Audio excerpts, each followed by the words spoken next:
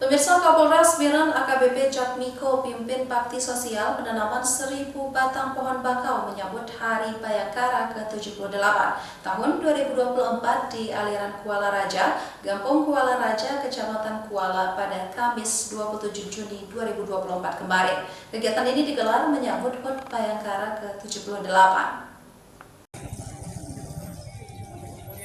Acara ini dihadiri oleh Asisten 2 Setda Biren Dailami, Kasubag Pembinaan Kejaksaan Negeri Kejari Muntasar, Kepala Dinas terkait, Camat TNI Polri, dan perangkat Kampung Kuala Raja. Kapolres Biren AKBP Jatmiko mengatakan kegiatan penanaman pohon ini merupakan bagian dari upaya Polres Biren untuk menjaga kelestarian lingkungan, khususnya dari abrasi pantai. Sebelumnya Polres Biren juga telah menanam 1000 pohon di tempat lain. Penanaman pohon di daerah Kuala, dan ini juga sudah berlangsung di tempat lain juga sekitar 1000 pohon.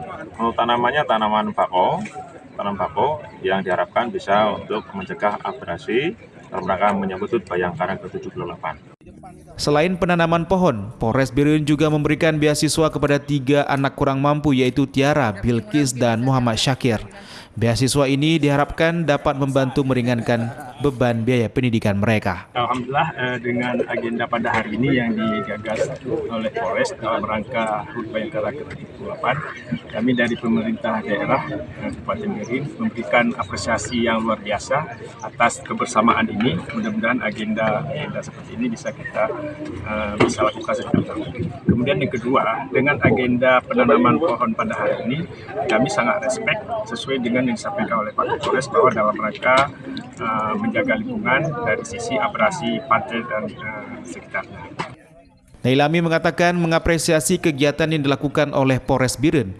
Kegiatan seperti ini dapat dilakukan setiap tahun untuk menjaga kelestarian lingkungan dan membantu masyarakat yang membutuhkan.